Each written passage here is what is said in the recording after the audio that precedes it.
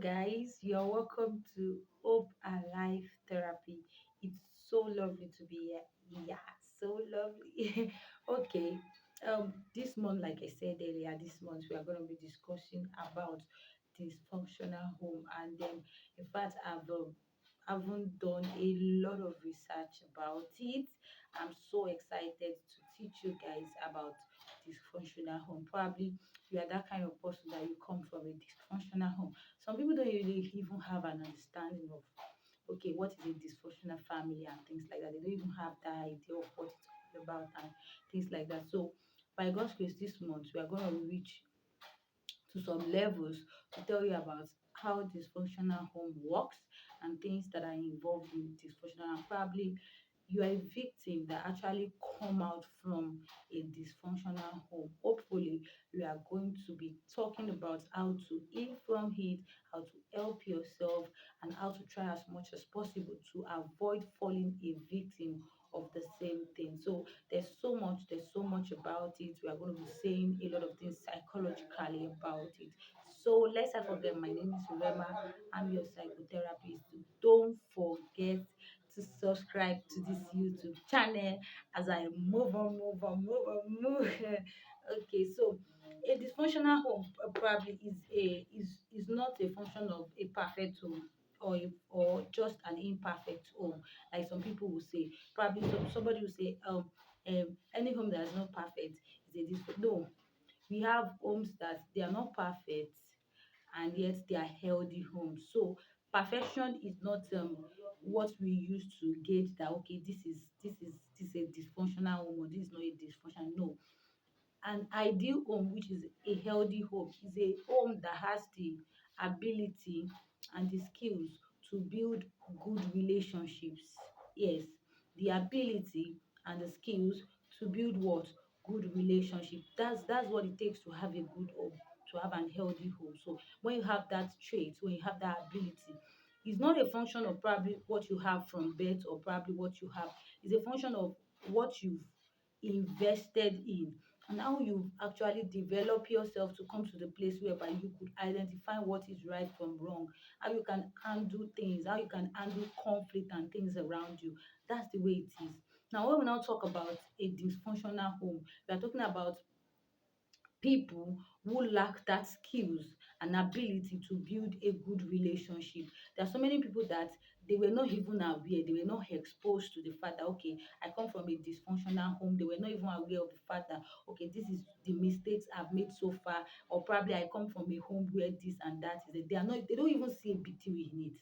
And that is why many of them do not come to the full identity of who they are. So many of them tend to fall victim of the same mistake because they don't see a big deal in the home they are coming from. They feel like okay, it's just norm. That's just the way the society is. So many people are actually glued to a kind of toxic life and a kind of toxic relationship because they see it as a norms. Like they feel this is just a normal thing that should happen. So those are the things. Now, for example, for a home whereby the father is kind of somebody that is into drugs, and he gets so used to it that he keeps bringing it home and doing it in front of the kids, bringing up different kind of behavior in front of the kids and things like that. Now that is a dysfunctional home. Why? Because it has effect on the children already. There was a time when one client in our office, they came for a family resolve problem, like they want to resolve a family problem. So when they came,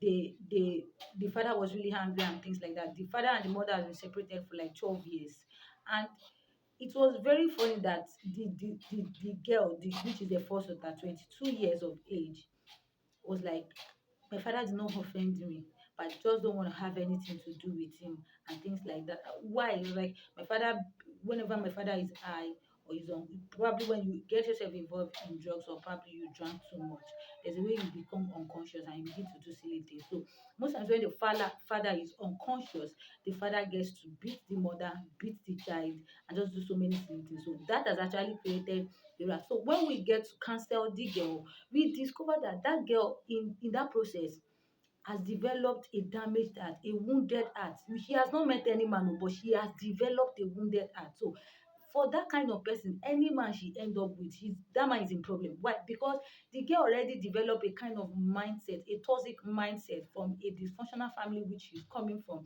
and that toxic mindset is what she carries into the society, and she begins to use it to relate with a lot of people around her and things like that. That's the way it is. Now, it's not just to girls, even to guys. There are some guys that their father is a first example, probably, or their mother is a first example, and probably they found something. Maybe the mother is always this conflict oriented person, and she loves that fight every time, every time, every time. The moment they pick up that mentality, there's a way that mentality begins to build a kind of mindset inside of them that actually takes them into the society. So these are the things that constitute a lot of things in the society, and that is why it is very, very important that when you are the kind of person that you are coming out from a dysfunctional home, or probably you find yourself in one, there's a way you have to learn to really protect your children, because at the end of the day, it is the children that gets more affected by it. Now, you've made your mistakes, you've learned from it, but the innocent one that can actually bring something good out of their life, they are the one that gets affected. So when we now talk about dysfunctional families, what are the things that we know constitute dysfunctional families in the society? With these little things that I just said, I'm really going to talk about the causes. So probably in my next video, I'm going to be giving you guys more tips on dysfunctional families. So how will you know that, okay, I come from a dysfunctional family? And probably, if you, how do I put it now, if you find yourself in one, how do you really guide yourself? Those are things that we are going to be talking about in this month and in this series. So I would like you guys to really follow up and pay more attention. So number one is addiction. Addiction is one of the major things that cause addiction, because when a mother is battling with an addiction, when a father is battling with an addiction, not even this state where the new addiction we have in this society has become full. So things like that, you really, really need to be careful and to be cognizant of how you do things and the things you pay attention on. So most times like that, addiction is one of the reasons we have, because when you're addicted to something, that thing takes your attention much more than the things that need your attention. Get that? So when you are addicted, maybe probably one of these days I'm going to be talking about addiction on this series, or probably in some months to come. So when you are addicted to something, when you are addicted to a particular habit or a lifestyle, there's a way it has effects. It has so much effect on your family. It has effect on your children. So they tend to think, or they tend to have that mindset that you have esteemed that particular thing you are addicted to higher than them. So they believe that you don't even care about anything than that thing that you are addicted to. They won't have a mindset, probably maybe you care about them or things like that, or they won't even have a mindset, probably maybe you want something good for them. So addiction is one of it, and people suffer from different kind of addiction. I just said social media now because that's one of the major addictions that people suffer. That's very common, like very, very common. But people suffer from a lot of addiction. Like people suffer from different kind of addiction, alcoholic, drugs, cigarette, and things like that. So those things are things that really damage the home, and they make the home a dysfunctional family, because children that really grow up under that kind of environment turn out to be something else. It takes actually nurture to really help them to bring out the best. That is, if they're actually exposed to the right thing and the right information and the right people to bring out the best of themselves. Practically 70% of people in the society grew up in a dysfunctional home. And I wish some of them had new hernia. Probably some of them would have fallen a victim of what they find. So if probably you are with people that have addiction and things like that, and you are not, you feel like, okay, you will change. You need to work on that, because the beginning of saying you will change is the beginning of breeding or brooding a dysfunctional family in the society. And I'm sure you don't want that for yourself, especially if you grew up from a dysfunctional family. So number two of it is the violence behavior. Yeah, violent behavior. For people that are under violence in their family, probably the husband beats the wife and things like that, and says abuse. We have different kind of violent behavior. We have emotional behavior and this thing. Very, you are mad, you're stupid, you are most times like that in my office. In her office, when clients come like that, most they just like, I don't like the way he talks. I don't like the way. Majorly for women, women are violent based on how they talk. There's one of my friend, like when we talk and he sees I'm raising my voice, and the next thing he says, you're raising your voice, and the next thing he tells me is, I don't like it when you raise your voice. And so I just like, because to me, the kind of family I came out from, when we talk, like okay, just say you get what I'm trying to say. So he's like, you are raising your voice, calm down, just calm down. And when he says calm down, I'm always like, that's the way I talk now. What's the big deal?